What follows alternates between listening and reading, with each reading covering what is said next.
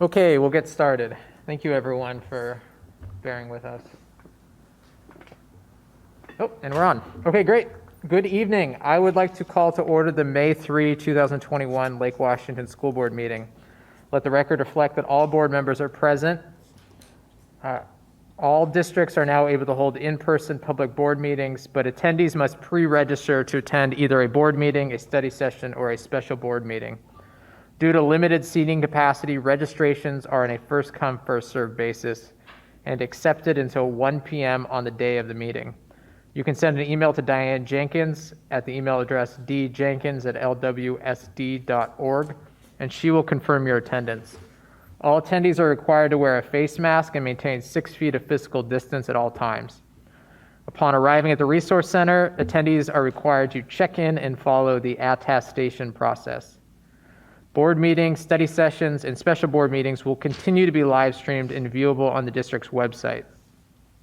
If you are unable to live stream a meeting, you can call 425-936-2813 and then enter conference ID 37127 to listen to the meeting. I will now entertain a motion to approve the May 3, 2021 agenda. So moved. Second. It's been moved by Director Sage and seconded by Director Bleasner that we approve the agenda as presented. All those in favor, please signify by voting aye. Aye. Aye. All opposed? Hearing none, the motion carries. We have 4 proclamations to read this evening. I will first ask if Director Carlson can read the School Nutrition Employee Week proclamation. Yes, I can, although I don't have my reading glasses. Okay. Whereas nutritious meals at school are an essential part of the school day, and whereas the staff members who prepare and serve school meals help nurture our children through their daily interaction and support, and whereas the staff of the district's Nutrition Services Department are committed to providing healthful, nutritious meals to the district's children, and whereas Lake Washington School District has partnered with Sodexo to provide students with nutritious meal options for more than 35 years, therefore, we, the members of the Lake Washington School District Board of Directors, do hereby proclaim the week of May 3rd through 7th, 2021 as School Nutrition Employee Week. Thank you, Director Carlson. The next proclamation is for Teacher Appreciation Week. Director Sage, would you please read that aloud? Whereas teachers mold future citizens through guidance and education and keep American democracy alive by citizenship, and whereas teachers encounter students of widely differing backgrounds and our country's future depends upon providing quality education to all students, and whereas the Lake Washington School District teachers work to create learning environments that support the district's guiding principles of connection, value, and challenge, and whereas the teachers in Lake Washington School District deserve recognition for their hard work to help students achieve the district's vision of every student future ready. Therefore, we, the Lake Washington School District Board of Directors, do hereby proclaim May 3rd through 7th and Tuesday, May 4th, 2021 as Teacher Appreciation Week and National Teacher Day in Lake Washington School District. Yeah. No video, no audio showing up. What's that? No video, no audio showing up. Not being received. Okay, thanks. Maybe somebody log in and make sure the web stream's working.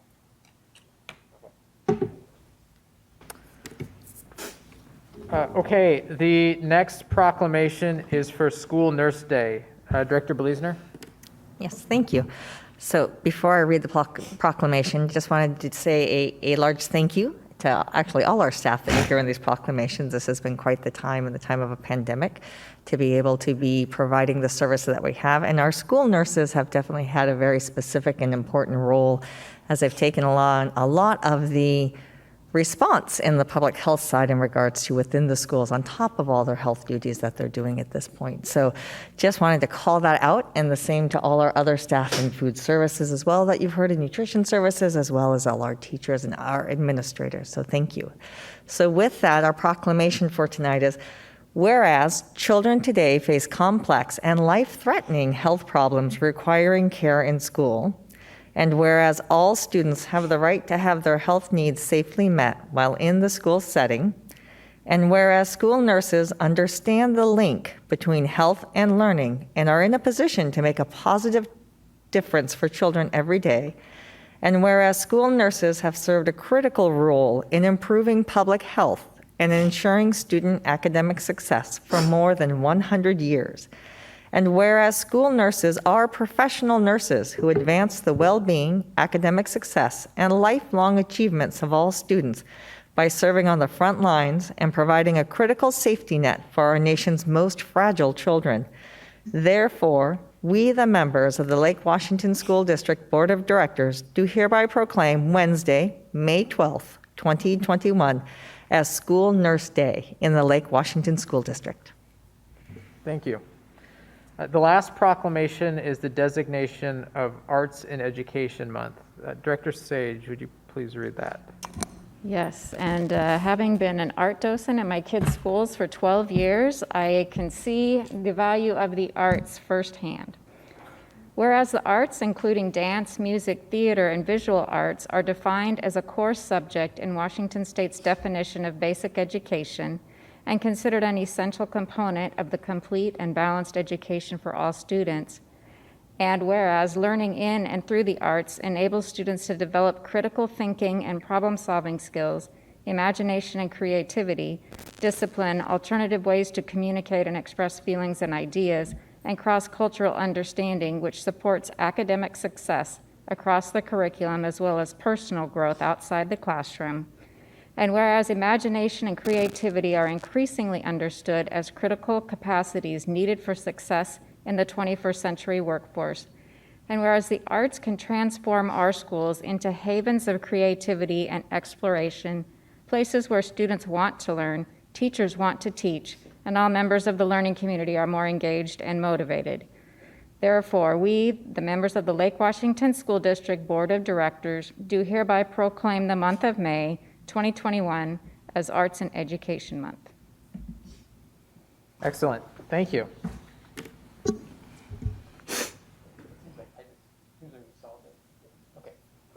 Eric, sorry to interrupt, but I'm hearing that we're not broadcasting out at all, that even the conference line is dead, and I'm afraid we're not in compliance with open meetings law. I just want to make sure we're in compliance. I just watched Cassandra on my phone while she did that, so at All right. least the video is going That's on. not what I'm hearing. Okay. Did you have audio? Yeah. Hold on one second. We're just making sure that our video and audio is going out online. I guess I could listen to myself.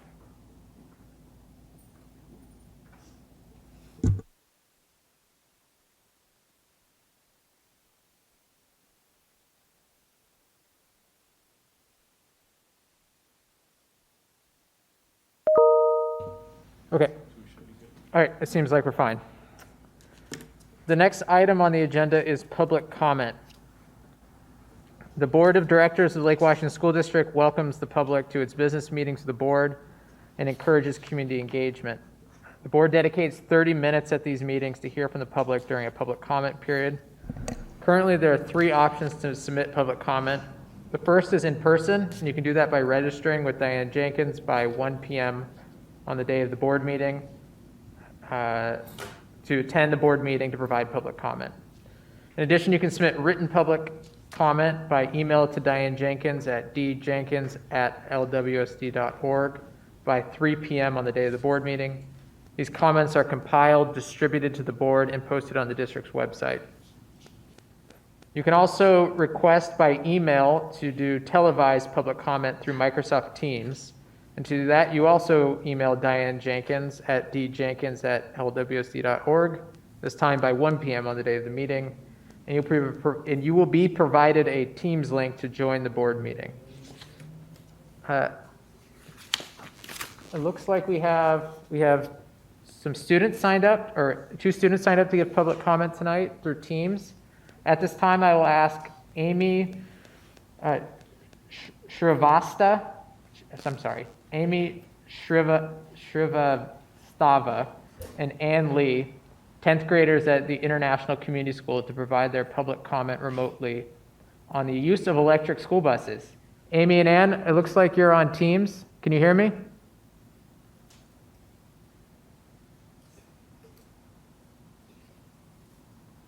Maybe? You have to unmute the, now they can hear me. Oh, Amy and Ann, are you ready?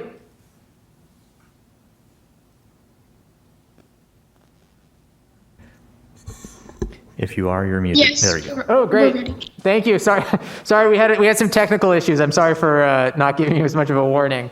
So again, this is Amy Shrivastava. Amy, I apologize. If you, my own last name is difficult to pronounce as well. And Ann Lee, two 10th graders at the International Community School. Thank you for joining us tonight. Thank you for having us. Anne, are you there? Yeah, I am. 1 second.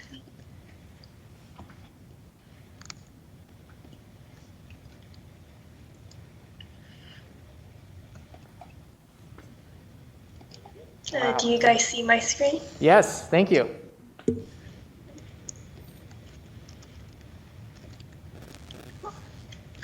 Okay.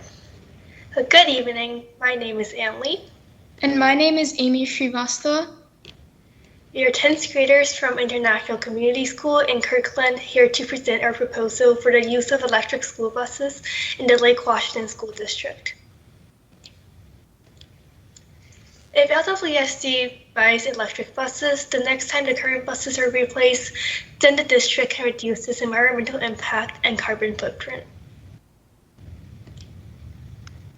Electric vehicles, as the name suggests, run on electricity instead of diesel.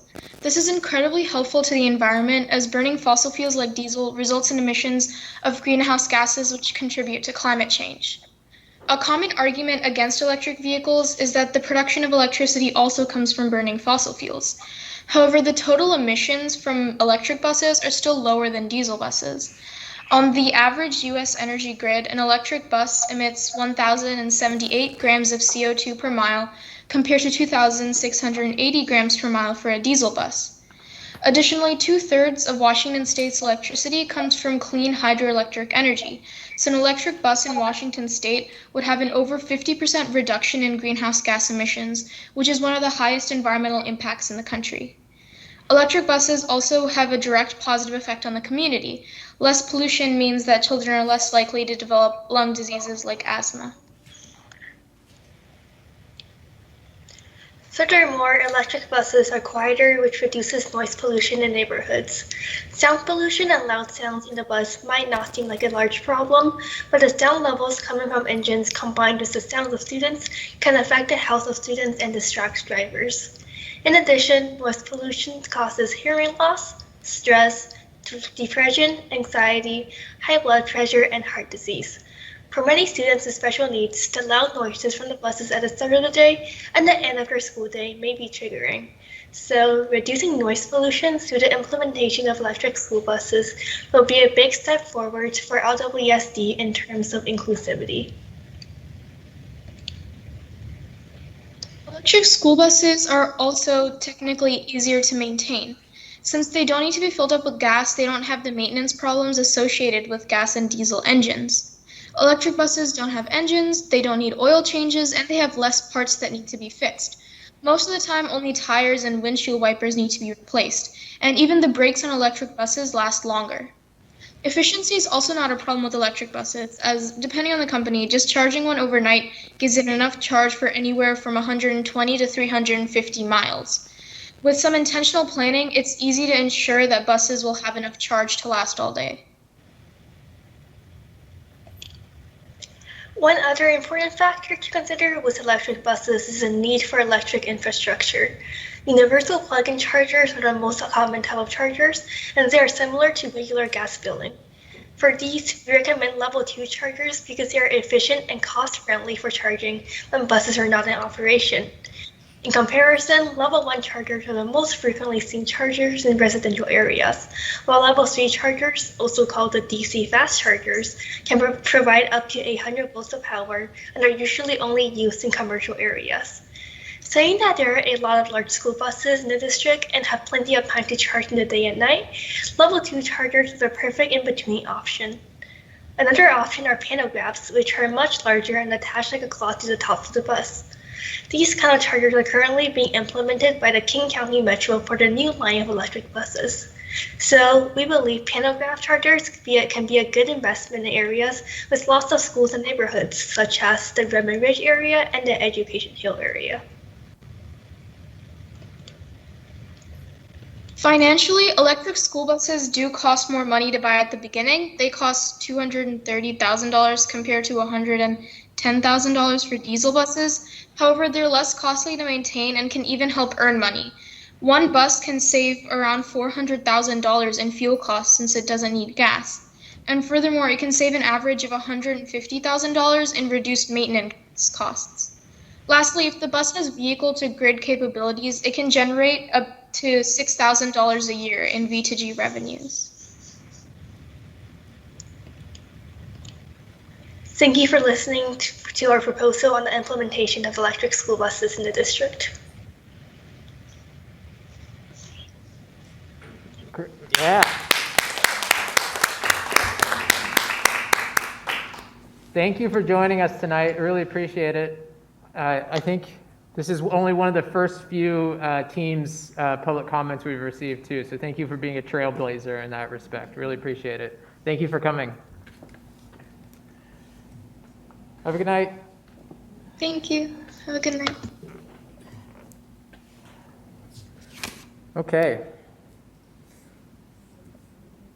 Now we just see me frozen on the screen. Okay, there we are. Next we have Keith Kirby. Mr. Kirby, please top that. And also, so Mr. Kirby is the only person we have signed up for in-person public comment tonight, but if there anyone else in the audience who would like to provide in-person public comment, when Mr. Kirby's finished, just raise your hand. We're happy to have you.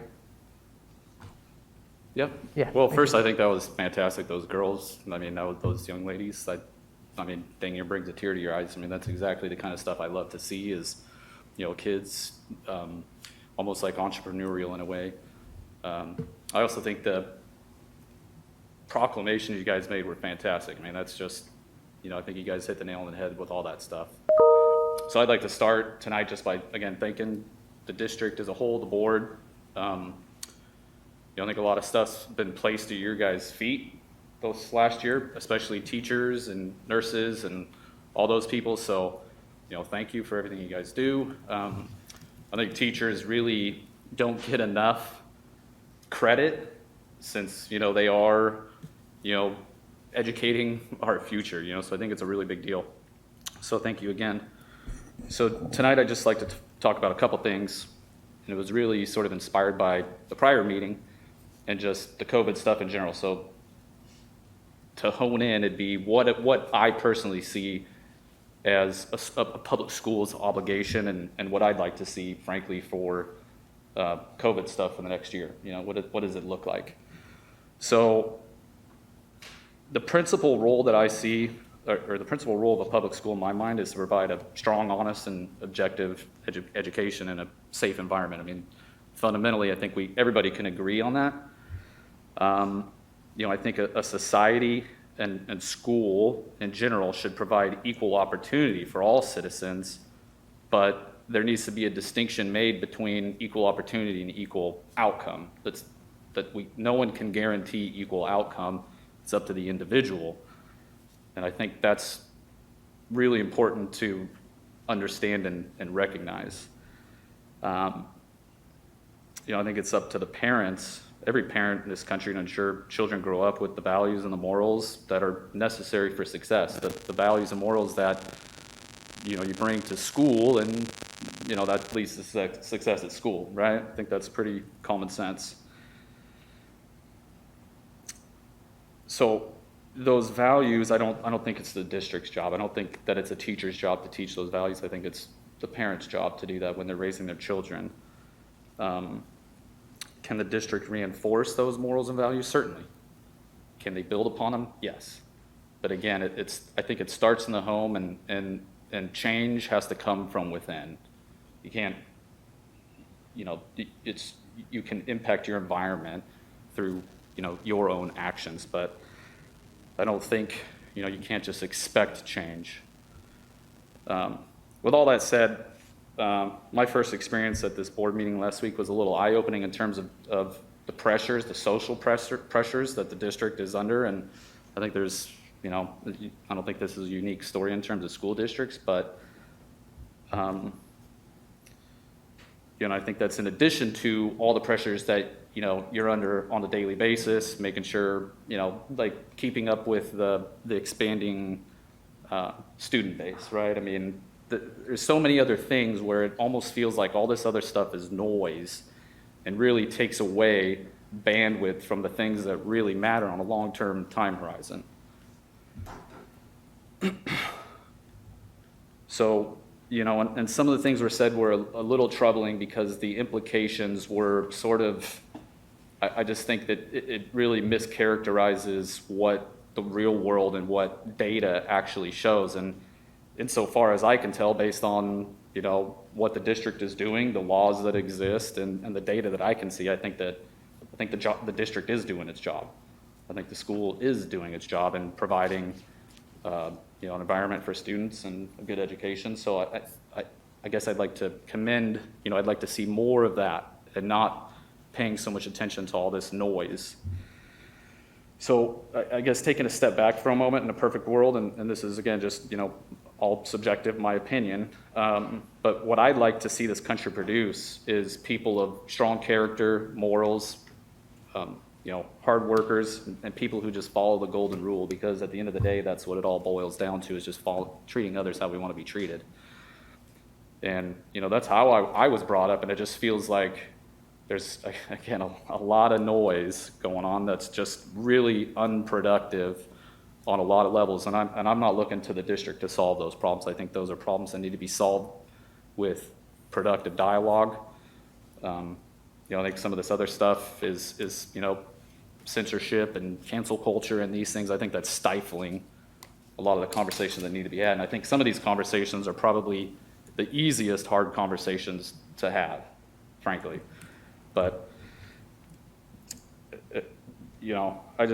I would just like there to be more honest and fair conversations with one another, because that's what I think leads to real growth. So anyway, I just want the district as a whole, when it comes to this kind of stuff, to just keep our eyes on the prize, which is educating the youth and looking forward to the future for those people. So moving on. Mr. Kirby, if you yep. could, we generally limit comments to about 3 minutes. So if you could I'm just sorry, give am us, I way over? You're at 5.5.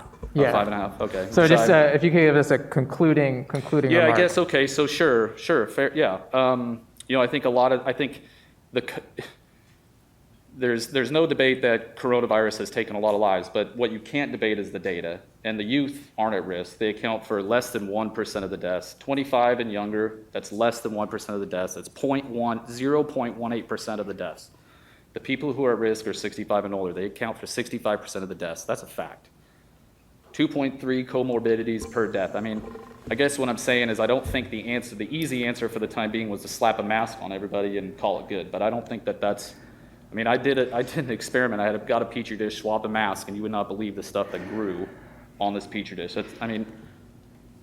Again, I guess the point that I'm making here is I think that there's a lot of challenge that y'all are up against in trying to toe the line and keep everybody happy, so to speak, but it's pretty simple. I mean, the data speaks for itself. Kids are more likely to die, statistically speaking, on the way to school than from COVID. I mean, it's just in the numbers. So I think this is the time for true leadership and courage in terms of how, what kind of rules are we going to place? I don't think that, slapping a mask, making everybody get a vaccine is the answer. I appreciate your confidence in knowing the numbers. As a professional epidemiologist, I have to say, this is not a place that you're allowed to say things that simply aren't true. Well, So then- I'm sorry, this isn't a time for conversation. I'm happy to have a conversation with you offline, but this is not a platform where that's appropriate for you to be making. Well, I disagree. Okay, thank you, Mr. because Kirby, and that's thank what you- the data thank you- shows. So if thank you, you Mr. want Kirby. to, interrupt me, we could go, I mean, I would love to pull open the C's. All right, thank you, Mr. Kirby. I really appreciate your public comments. So is tonight. it possible to No, get your not right contact now. information and follow up? Stick with you? around. Please do get my email. I would love to Okay. talk to you That would- outside. That'd be great. Is there anyone else tonight who would Thank like you. to give public comment? I just want to make sure, we usually take signs ahead of time, but if you came tonight and would like to give public comment, I just want to make sure that anyone who wants to say anything tonight has the opportunity to do so. Okay. Thank you to everyone who gave public comment. Thank you, Mr. Kirby, and thank you to the two students who joined us tonight. It was really wonderful to hear from the students. Okay, the next item on the agenda is approval of the May 3, 2021 consent agenda. I will now entertain a motion to approve the consent agenda. So moved. Second. Moved by Director Bleasner, seconded by Director Stewart, that we approve the consent agenda as presented. Dr. Holman, who's also doing light IT work, will you please poll the board? Director Carlson, Yes. Vice President Stewart, Yes. Director Bleasner, Yes. Director Sage, Yes. and President La Liberty. Yes. Okay, the motion carries. The first item on the non-consent agenda is district textbook adoption for 9 through 12 English language arts. Dr. Holman, would you please get us started on the presentation? Absolutely. Want to welcome Dr. Jen Rose to the presentation station and thank her and her team that you can see here on Teams. They chose to present in this format rather than coming in live tonight. And so with Dr. Rose's support, they will help navigate this presentation. Tonight they are here to provide the board with a recommendation around an ELA adoption. And so with that, I will hand it over to Dr. Rose. Thank you. Thank you so much. We are joined by a great team tonight, but I first want to say thank you so much for having us here. See, Dr. Rose, your mic is off. There you go. Okay, there we go. Thank you so much for having us here tonight. This has been a journey for us. We started our adoption about 2.5 years ago and went through the pandemic in trying to have a process that had fidelity and integrity all the way through. And we're really excited tonight to have a portion of our adoption committee here to present with me our recommendation to the board for our adoption. So the first person to present is going to be our secondary ELA specialist, Alice Humphreys.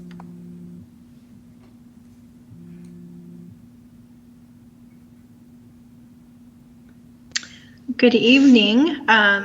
Welcome.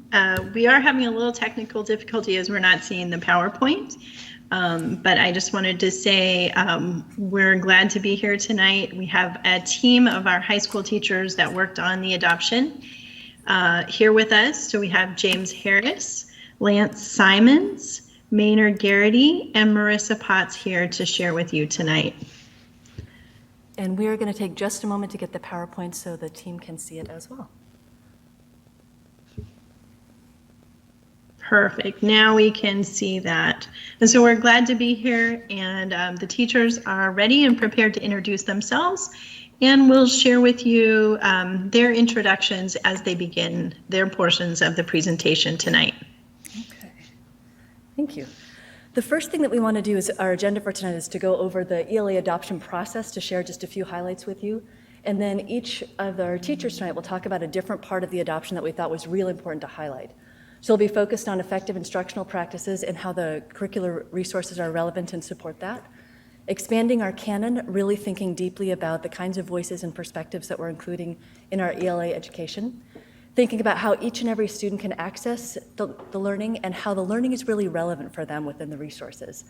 And then we also want to share from our perspectives, from our teachers' perspectives, what their experience has been with students and how our students have responded to the learning.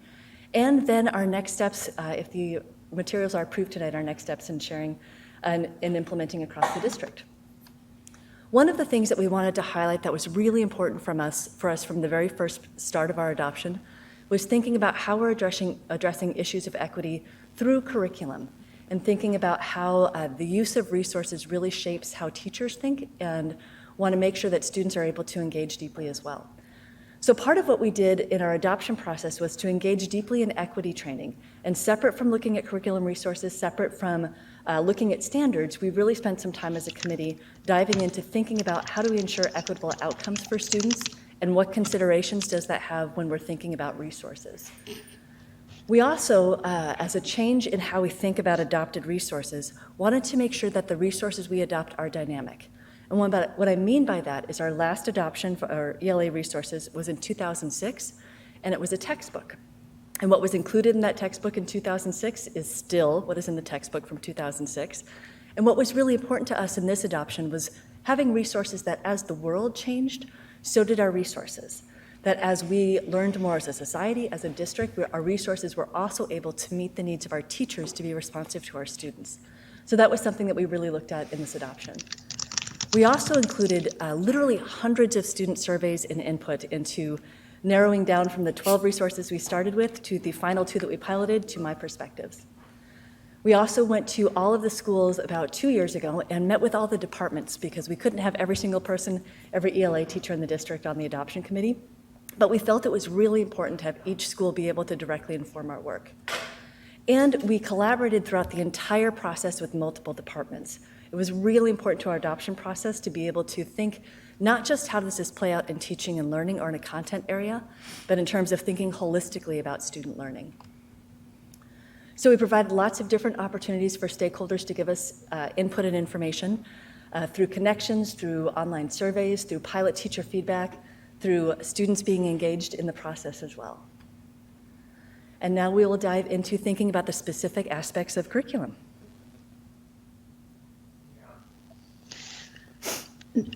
Jen, we just want to share with you that we are not seeing the advancement of the slides, and so we're trying to make that happen so that we can follow through with the next portion. All right.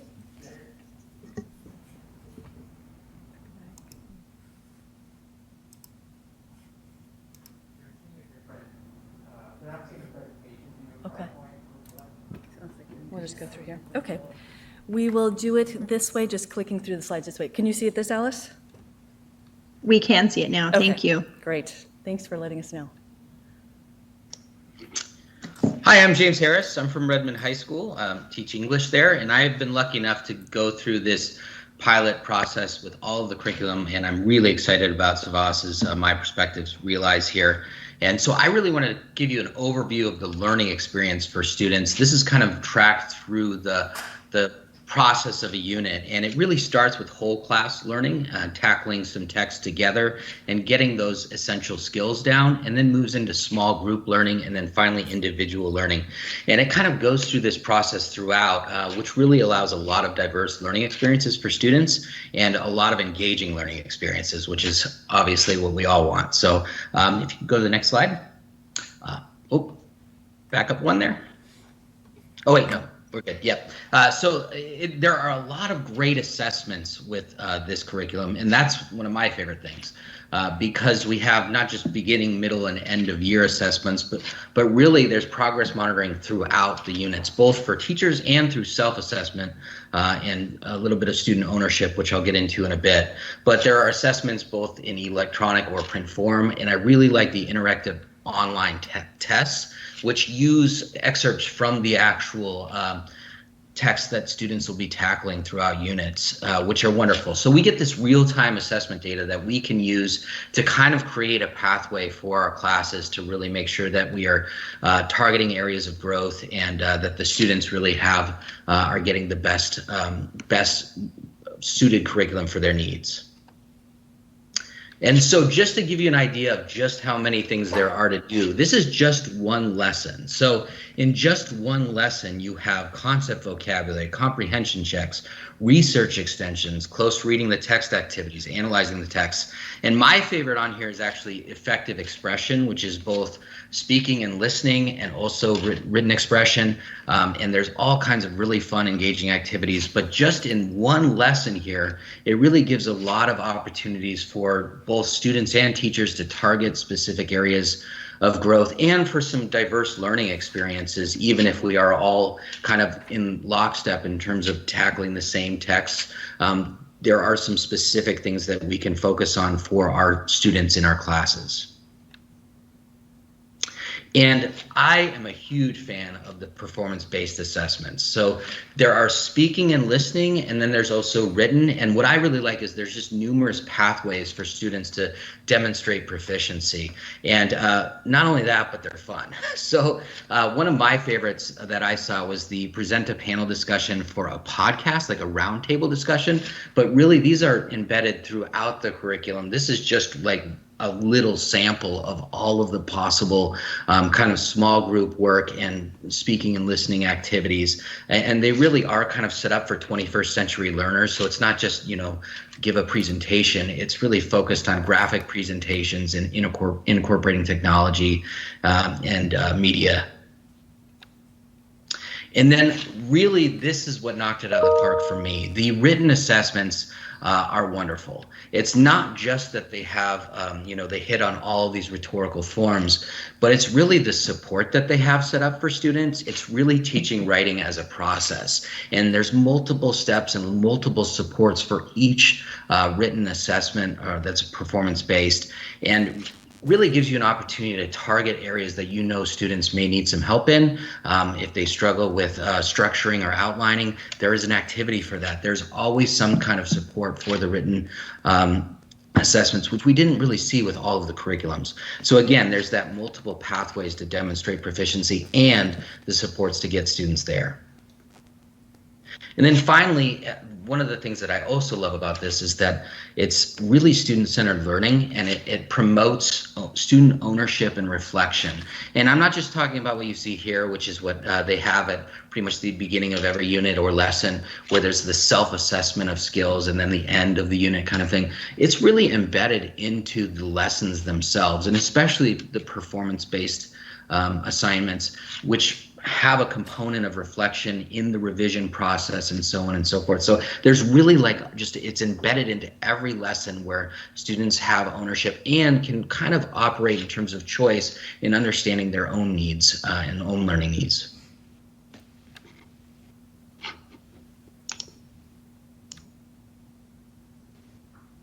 All right. Hi, everybody. My name's Lance Simons, and I am an English teacher in the Lake Washington School District, and I'm going to be speaking about expanding the canon and ensuring diversity and representation in the ELA curriculum. One of the goals of the Curriculum Adoption Committee at the very beginning was to make sure that we selected a curriculum that includes diverse voices. So the first question is, does My Perspectives include this diversity? And yes, it does. And I would argue that it is the most diverse. It includes the most diverse authors of all the curricula that we looked at. Is it perfect? No, not exactly. Which then begs the next question: do we have a strategy implementation plan to focus on equity and diversity when we find that necessary? And yes, we do. And I'm going to show you guys an example at the end of my slide presentation that sort of details how we plan to do that. The next few slides are going to show each of the units in My Perspectives year by year. And the one thing that to notice is that each unit is broken down into a theme. So if you look at Unit 6 here, World's End is the theme, followed by an essential question. And the essential question here is why do we try to imagine the future? And this is important to note because the research shows us that teaching thematically actually increases student engagement. So when a student can actually see themselves and envision themselves in the unit, they are automatically more engaged. And since My Perspectives has their unit set up that way, instead of having their unit set up like American poets, for example. This offers students an opportunity to actually connect with the information. So as you can see here, there are 6 units for freshman year, and there's always 6 units every year. Units number 1 and unit number 3, they both really focus on issues of diversity. But the one thing that's really important to notice is that regardless of the unit's focus, even if it doesn't have a focus on diversity specifically, all of the units are going to include works by diverse authors from around the globe. And even the units that don't specifically deal with diversity, like Unit 6 on the slide back there, they're still valuable in terms of inclusivity. So World's End, why do we try to imagine the future? This unit applies to everyone, regardless of your background. So we can go to the next slide. Unit 10, grade 10, some units here that are worth highlighting in terms of diversity would be unit number 2 and unit number 3. Those are going to have a focus on diversity. But look at unit 5, for example. This unit, virtue and vengeance, what motivates us to forgive. This allows us to focus on the human condition, which again applies to everyone.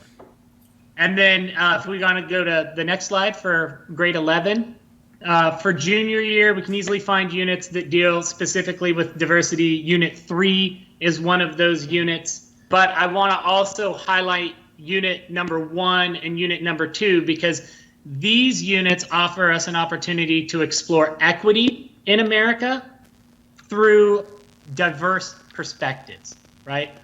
What it means to be an American. We're obviously all different, right? So that's the 11th grade. And then if we go to 12th grade, again, units number 2 and unit number 6 are about diversity in particular. But I want you to take a look at unit number 3, which is facing the future, and unit number 5, or rather unit 6, finding a home. What does it mean to call a place home? These units offer students an opportunity to see themselves in the unit, again, regardless of background. So if we go to the last slide for me, in closing, what I just wanted to mention, one of the things I love about my perspectives, like James mentioned, is that it offers a wealth of resources and strong instructional practices.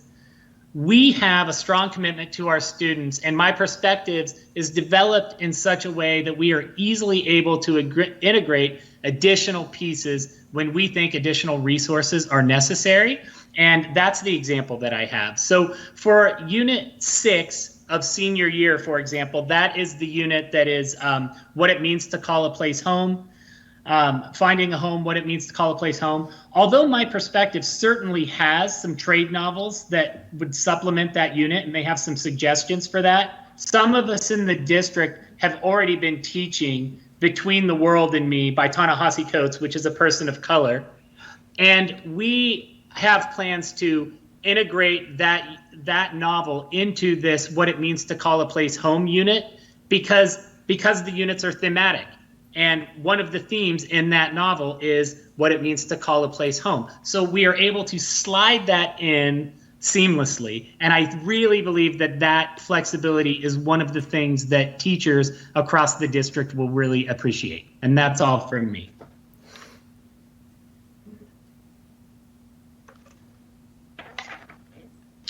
Hello, everyone. My name is Maynard Garrity, and I teach English at Redmond High School. And I'm going to talk a little bit about how my perspectives helps ensure equitable access and relevant learning for all students. And we're looking at a slide here that has a sort of a typical landing page. And there's a few things I want to unpack here to just kind of demonstrate some of the important features my perspective offers. And so, if I'm a student, I've logged onto the platform, I've navigated to the assignment that my teacher has given me, and boom, here I am. This is my experience. And what I see before me is this reading assignment, an essay in this case, is there for me, and I'm ready to go, and I have everything that I need to do a great job. I also have the ability to, if I want to read this and sort of approach it that way, I can do that. If I want to listen to an audio version of that, that's applied automatically. And so I can play around with the playback settings. I can slow down and speed up and go back and re-listen to things.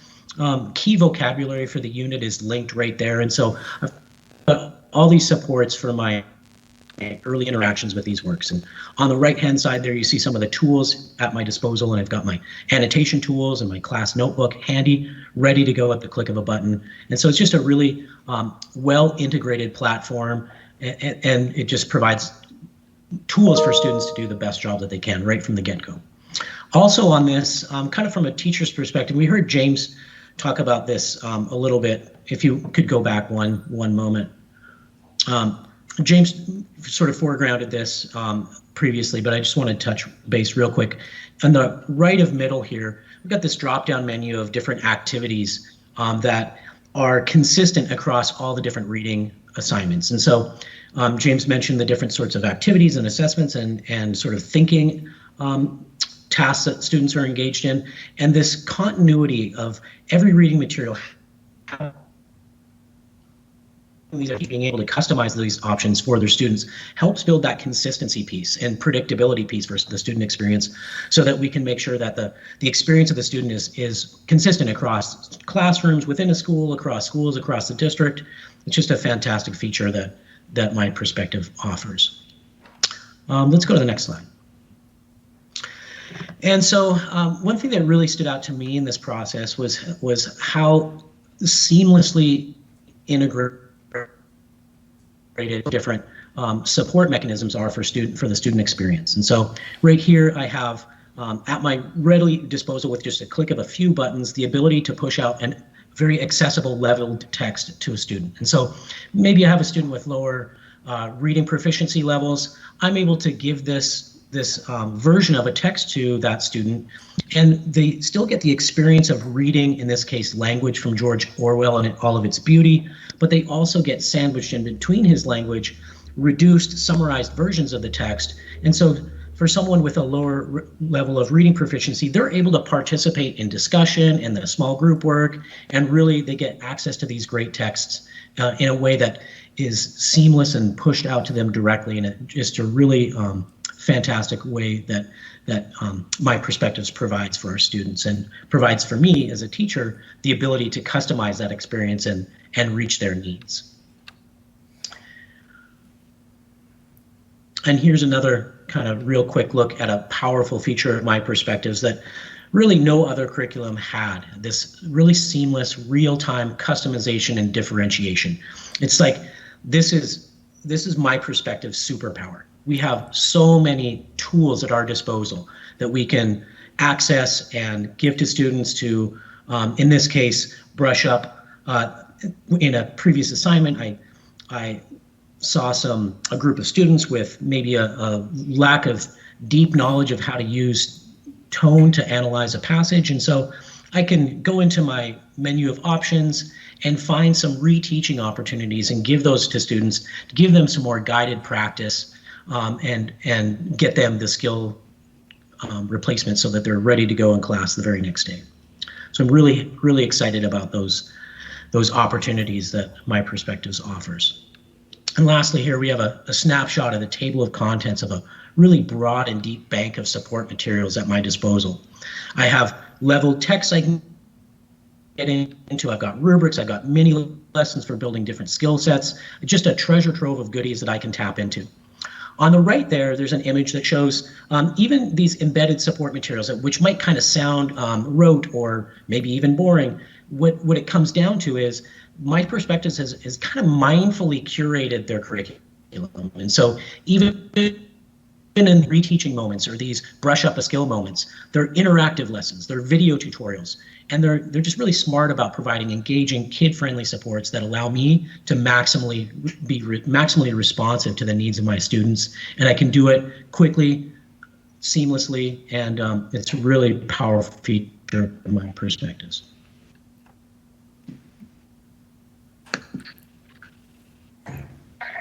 Hi, everybody. My name is Marissa Potts. I teach English at Juanita High School. I'm excited to share with you tonight part of the student experience from the My Perspectives pilot I did in January of this year. On Thursday, January 7th, I plan to begin the American Voices unit with my 9th graders. But as we all know, on Wednesday the 6th, the Capitol riots occurred.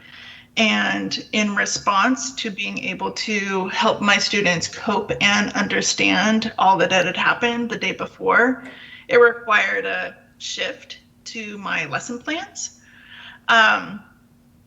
So students came to class on the 7th, obviously confused with lots of questions. And when I was planning to help my students reflect on those incidents at the Capitol, I went straight to the planned unit that I was starting with American Voices, knowing that that essential question of the unit, what does it mean to be an American, and the texts that are provided in the unit would actually help me,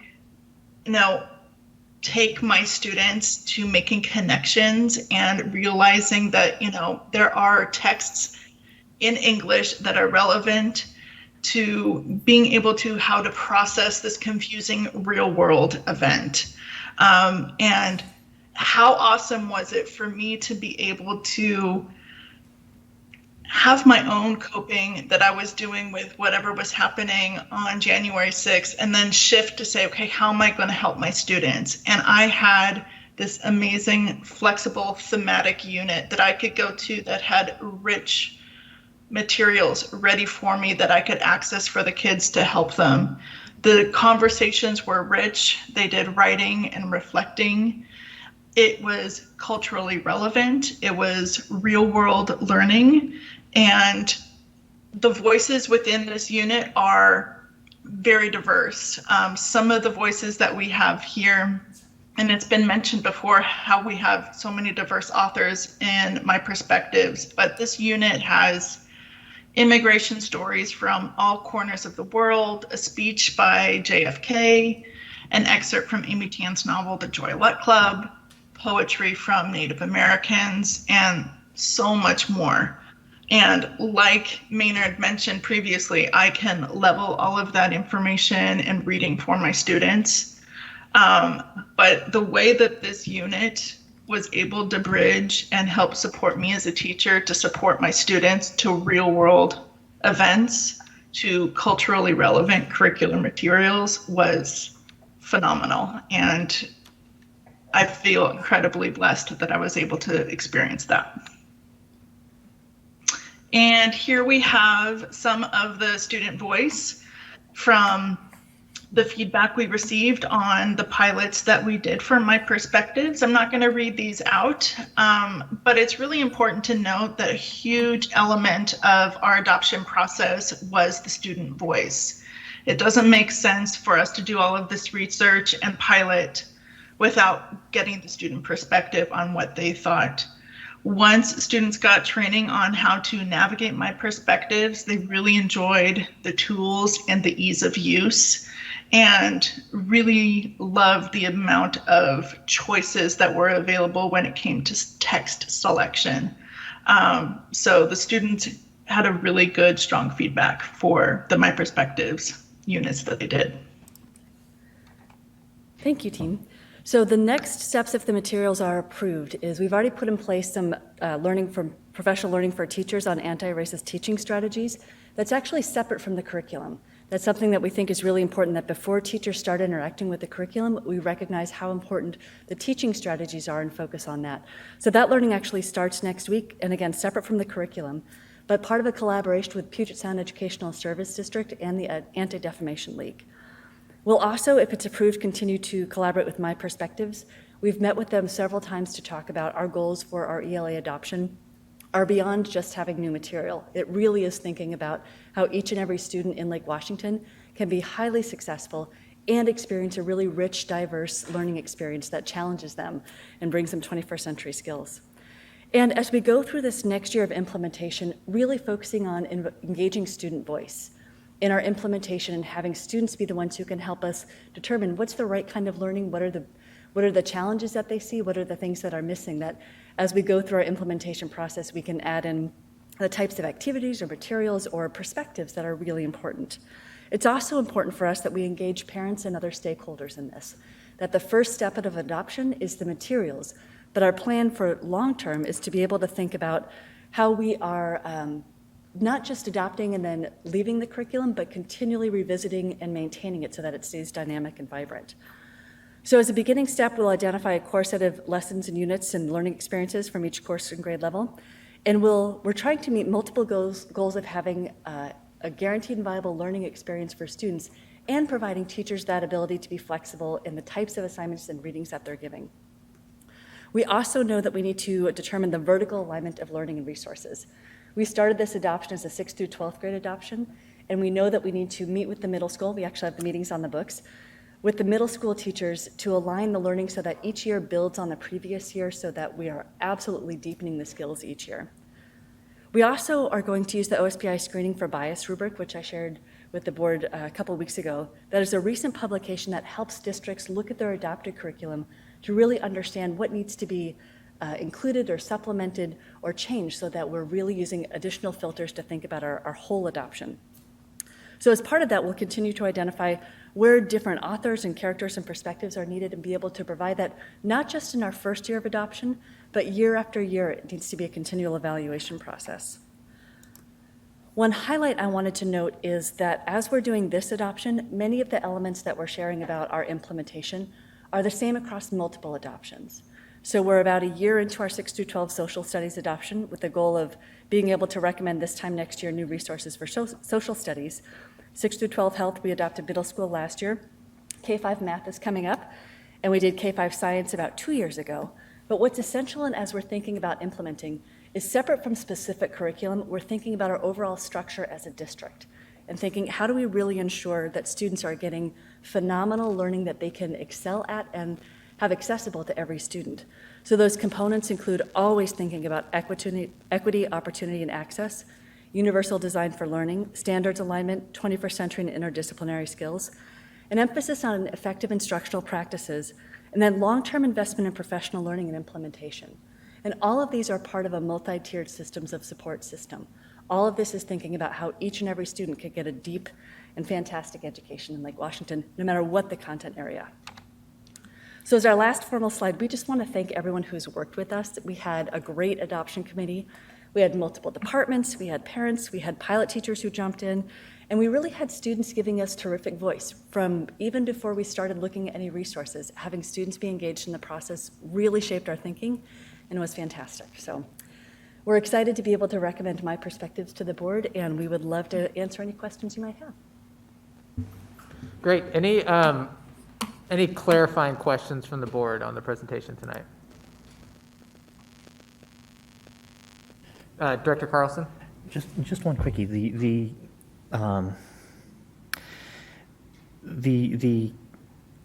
drop-down menus and things like that, it looks like there's a substantial learning curve is going to be required to bring people into this. How consistent or will we have enough PD to get all of our teachers over that? So one of the things that's been a learning for this year is that we know that we can do asynchronous learning.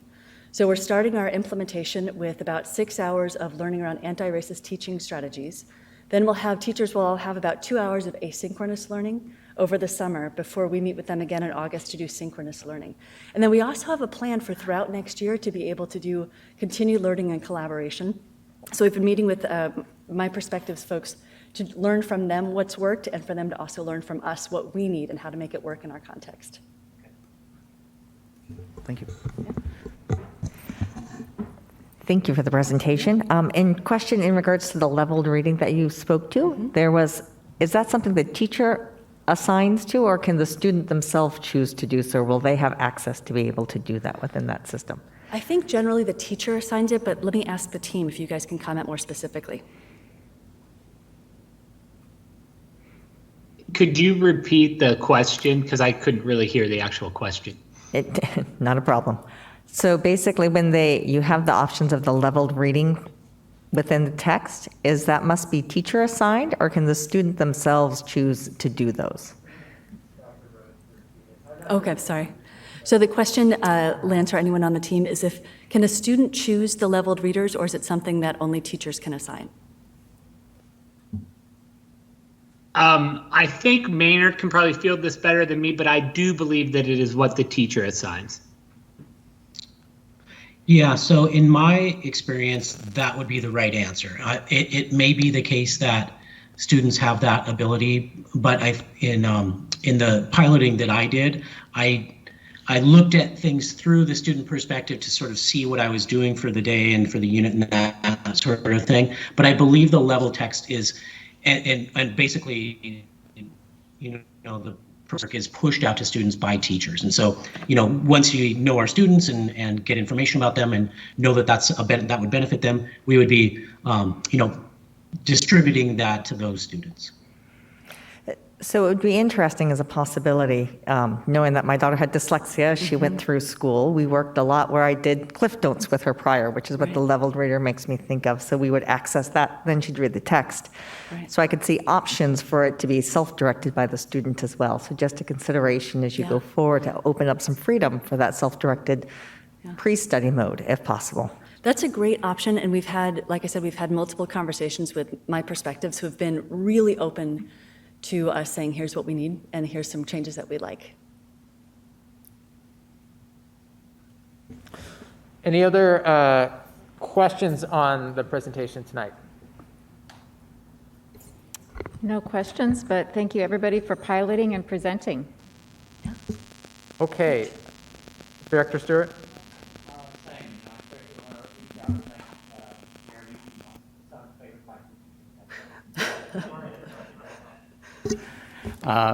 I just wanted to say thanks to everybody, and in particular Mr. Garrity, who's my son's favorite high school teacher, but that's a personal note.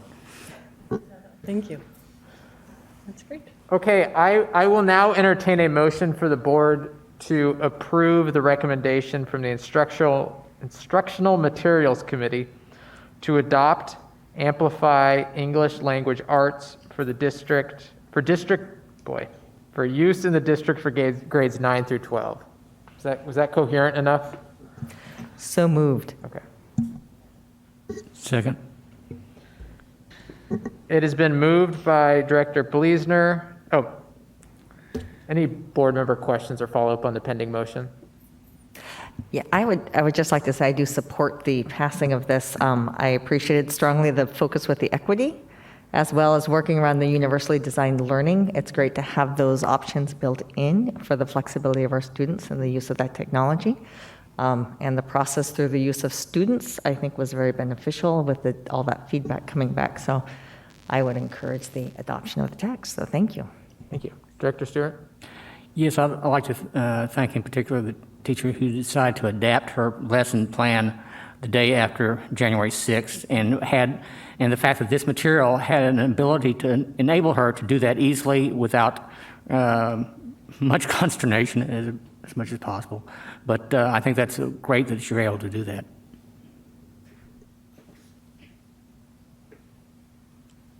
Great. I will also be supporting the adoption. Thank you, everyone on the committee, for all of this work. This is no small feat to go through all of this, and the end product is exciting, and it's going to be great for our students. So thank you for all of the work.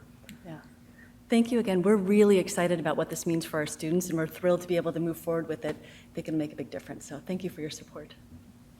Okay, it has been moved by Director Bleasner and seconded by Director Stewart that the board approve the recommendation from the Instructional Materials Committee to adopt Amplify English Language Arts for the use in the district for grades 9 through 12. All those in favor of the motion, please signify by voting aye. Aye. Aye. All those opposed? Hearing none, the motion carries. Thank you. Does this kick in the fall? Okay, thank you. Yes, is the answer. I'm sure you said, but I just didn't hear it. Great. The next item is the superintendent report. Dr. Holman, would you please provide us a superintendent report this evening?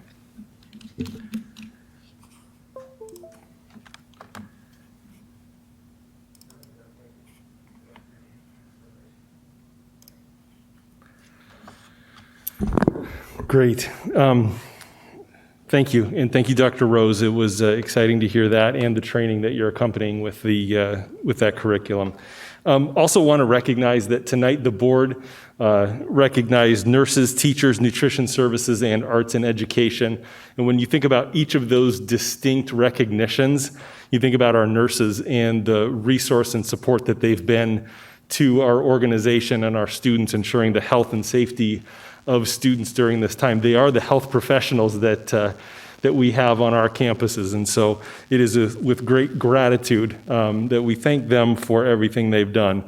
Our teachers, they learned how to teach in a remote space. Then we asked them to learn how to teach in a hybrid space. Then we asked them to learn how to teach concurrently, and all along the way, while difficult and hard and challenging and emotional, our teachers have continued to step up to everything we have asked them all along the way in this very, very unique school year. And without their dedication and service to their students, and I know they have gone significantly above and beyond throughout this entire pandemic, it is with great, significant gratitude that we recognize them this year, this month. And our nutrition services team, kind of some of those unsung heroes that each time a guidance changed or a requirement changed, they figured out how to get food resources into the hands of students by collaborating and partnering, thinking creatively about how to do that. And so we just really thank them for everything that they've done, knowing that there's times where regulations change and we ask them in 5 days to fundamentally change their entire program. They happily do that because they want students to have great access to food resources. And then when you think about arts and education, during remote learning, embedding art into education, you think of our art educators and the creativity they had to come up with to, at times, recreate their lesson plans and what it actually looks like to teach art in K-12 schools. And thank you to each of them as well. And so I would be remiss if I didn't recognize all of the greatness that the board recognized this evening as well. That's the prelude to my superintendent's report. I have a briefer report this evening. It's similar to what I presented to the board a couple of weeks ago. Just want to update you on a few things, our planning for the 21-22 school year, an update around our online school, and then our COVID evaluation process. And so we're going to keep coming back to these as we're planning for the 21-22 school year, that our goal will continue to be having the highest standards for health and safety, that we will continue to have a goal of providing students with excellent learning services, that will proactively plan for the social, emotional, and behavioral supports for our schools and our students, and engage stakeholders. And in those goals, we also have intentions, because we don't have all of the parameters yet that when we think about the health and safety parameters or the learning parameters, those all haven't been provided to us. And so we're also thinking about the intentions that come along with those goals for health and safety. The intention is to implement the requirements and best practices to maximize healthy and safe learning and working environments, because it's critically important for all that are showing up to our school campuses that we provide them with the highest level of health and safety, be it a student or an adult. Our intention about learning services is to provide full-time in-person schooling for all of our students next year. And we are working towards that end, knowing that we also have an opportunity to provide students with other options as well. But when we're thinking about our planning for the majority of students that are in our district, thinking about how do we ensure that full-time is available to those that select. And I'll talk about some of our other supports that we're planning for right now. When we think about the social, emotional, behavioral supports for our students, using data, structures, and resources to best support the needs of our students and staff. You heard us in our study session tonight talking about a prioritization of multi-tiered systems of support. That is both behavioral and academic. Dr. Rose mentioned the academic side of it in terms of this curriculum that was just adopted. We also have on the behavioral side supporting the multi-tiered systems of support allows students to actually access their learning environments, their schools, to a much higher degree. And then engaging our stakeholders, seeking feedback from our students, families, and staff as we think about our planning for the 21-22 school year. And so, as I showed a couple weeks ago, our planning efforts are all about thinking about how do we transition back to the 21-22 school year, being thoughtful and considerate of all of the different components that go into planning for a return next year. We also know that there are other options that our community has requested. We know that many in our community have requested a remote learning option. And so making sure that as those become available and those rules become accessible to us, that we plan for that, think about that. One of those ways is the development of our online school option. And so within the last week, as we're thinking about our online school, we actually increased the grade levels for our online school. It was, we started off as a 9th through 10th grade program. We expanded it to be a high school program. And so that will be, and that currently is the only online option that we're able to provide for the 21-22 school year. We are also, you can see down below, hoping that the State Board of Education comes through very soon for us with those parameters around remote learning, because I do know that there are families and students in our community, for a variety of reasons, that remote learning is the best option for them, be it health and safety or be it other reasons as well. And so, presented to you a couple weeks ago around our evaluation of COVID as we work through this spring.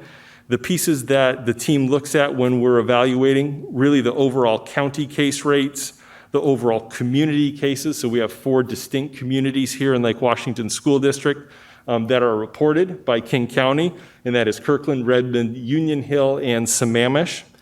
We look at the test positivity at the county and the community level. And we look at, we evaluate the spread within our schools, and that is based on our contact tracing. And so April 23rd was our first evaluation. That was 4 days after our first day of 4-day-a-week schooling. And it was determined on that date that we would continue in that model. And so the team worked through all of that data and ultimately recommended that we maintain our current 4-day-per-week model. And so updated this slide from the last time the board saw this, and plus means it has increased since the last time we saw these data 2 weeks ago. A minus means it has decreased.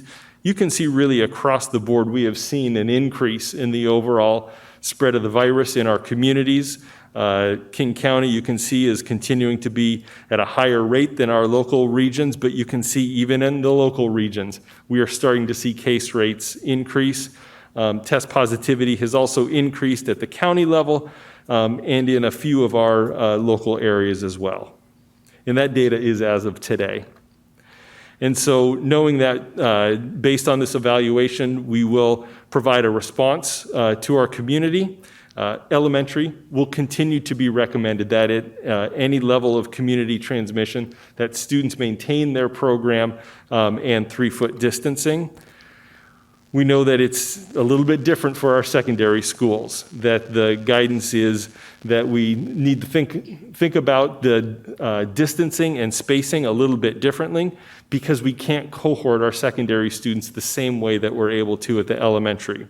And so really the 2 options that we have is continue to maintain our 4-day-per-week schedule for in-person learning, or shift to a hybrid 2-day-per-week model.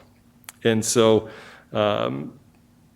what did we do? To think about this evaluation planning, we set benchmark dates for those evaluations. If a change is required, we will actively communicate to both staff and families prior to a shift. But we also know that at any time King County could, given conditions, direct us to make a change. And so updated slide here just struck through the dates that passed. That was our first evaluation on April 3rd. On May 7th, which is this Friday, we will conduct our next set of evaluations. We know that case rates have risen. We also know that Governor Inslee will come out with information because at the state level, they also were evaluating county phasings. It was due today, and that got pushed out until tomorrow. And so, but when we do our evaluation, it's really looking at case rates, but also what is the impact in our school environments, because that's the critical component of all of this. And so just a reminder of that work that's ongoing. Happy to take any questions. Great. Thank you, Dr. Holman. Any questions for Dr. Holman on the superintendent report tonight? So the May 13th date is the next time that you would look at and announce to the community whether or not we were going forward with the 4-day-a-week or go back to the hybrid for secondary. Thank you for that clarification. May 7th is our next evaluation. That if we were to make a shift, it would be for May 13th.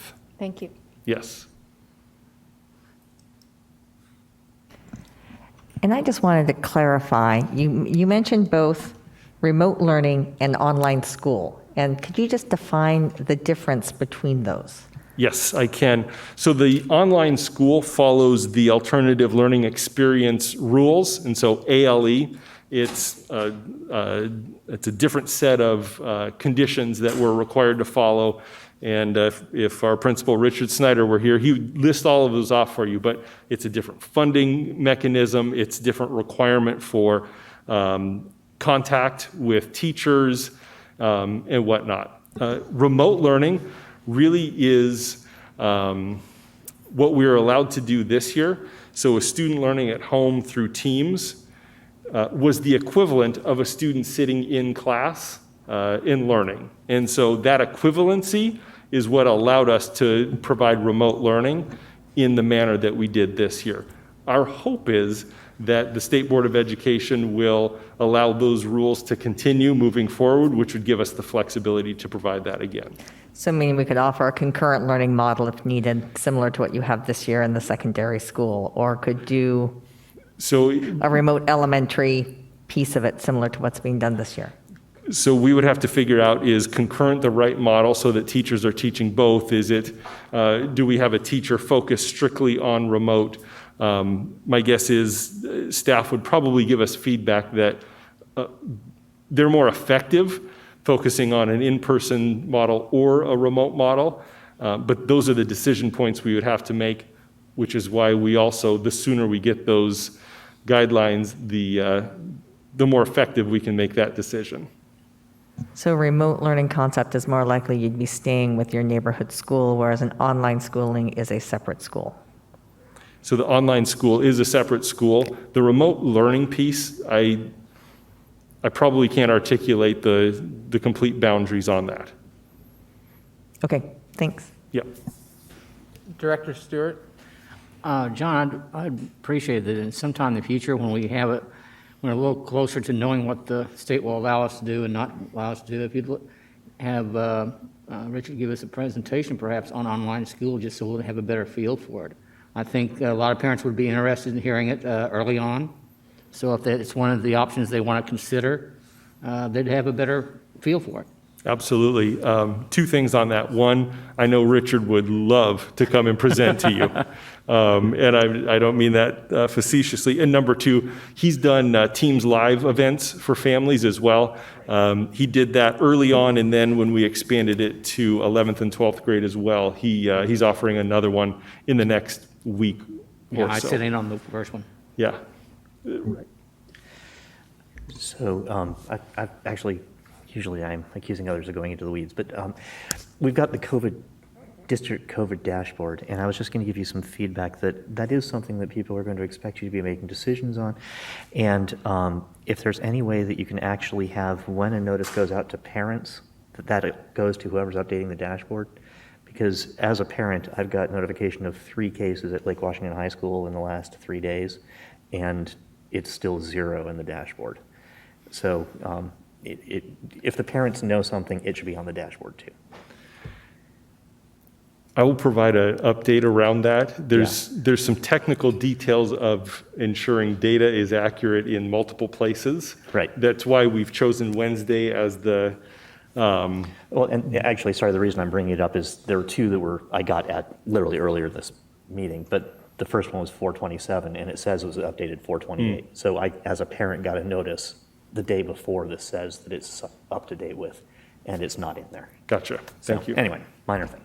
Yes, and I know Associate Superintendent Matt Gillingham has had a few conversations with community around that to make sure that our COVID dashboard is accurate.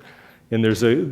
Yeah, it's hard, but the main thing is just if they're sending something out from the AP, it should be going to whoever maintains the dashboard so that it gets updated at the same time. Thank you. Okay. Thank you, Dr. Holman. The next item on our agenda is Public and Community Affairs. Cassandra, could you, Director Sage, sorry, too informal. I can. It's okay. You may address me by my first name, Eric. I'm okay with that. To build on Dr. Holman's definitions of remote learning, the Washington State School Directors Association has a proposal window where school directors across the state can submit a position that we think would be beneficial to support, and then at our General Assembly in September, then across the state, school directors vote on it and decide whether or not to adopt it as an official position. We know that the State Board of Education will make a decision no later than their July 21st meeting whether or not we continue to offer remote in the way that it currently is. And currently, it's funded at 100% FTE. With the ALE learning model that Dr. Holman mentioned for the remote academy, academy, is that what we're calling it? Online school, remote online school, is funded at alternative learning environment, which is about 75% of full FTE. So you can see the 25% actually makes a big difference the more students you add to utilizing that particular form of learning. So tonight I'm going to read a proposal, and then if the board would like to support it, we will submit it to WASDA to become a permanent position around remote learning. Some of our neighbors here on the east side are also reading this at board meetings, and then there's 3 other districts in the state also reading it. I know it's on the agenda, but I'm just going to read the first paragraph to see whether or not you would like to support this option. The Washington State School Directors Association shall initiate and/or support legislation and other strategies to recognize remote learning as a valid modality of basic and special education, and to increase flexibility in the learning environment through district-run remote learning options to be funded as full FTE, including any regionalization or other applicable local adjustments. Such options should all allow students to take some or all courses through such programs, and should allow districts to establish such programs both independently and in collaboration with other districts.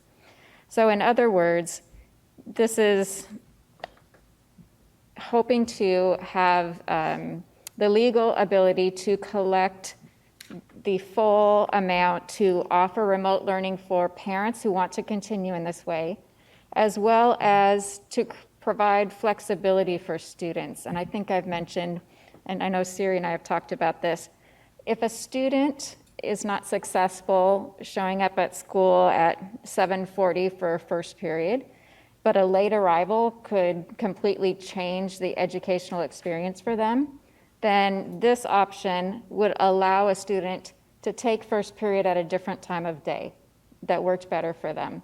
It could allow students to leave work early to work. Some of our students work and help support their families. This would allow them to be able to leave school early in order to work and then take that class at another time. There's all sorts of different ways that this can work, but the flexibility to be able to offer it for students so students really get what they need to learn in the best possible way. So tonight, I am asking if it is all right with the rest of you to sign our board name to this proposal. Director Blesner? I'll move to approve that do we adopt it? I guess we're authorizing Director Sage to I bring it move to forward. approve that we authorize this board proposal to WASDA. That's really a lousy motion I just made. I second whatever she said.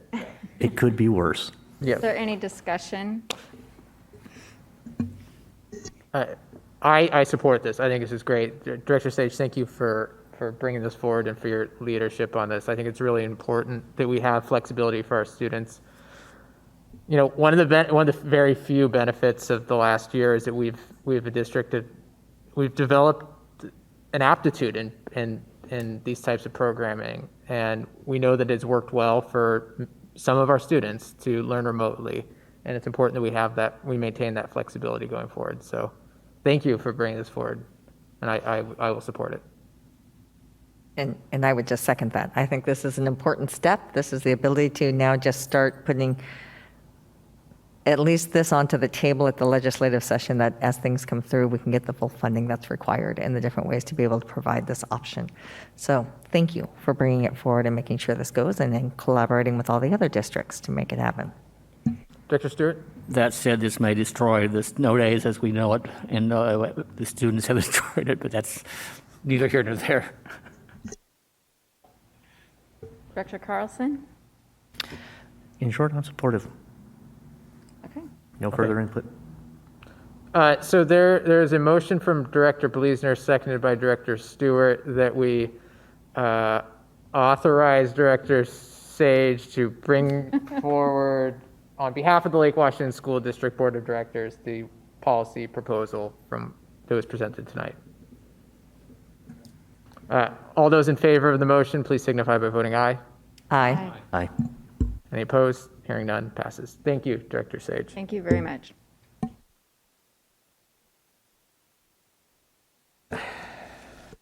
The last item on the agenda tonight are board member comments. Do any board members have any additional comments to make tonight? Okay.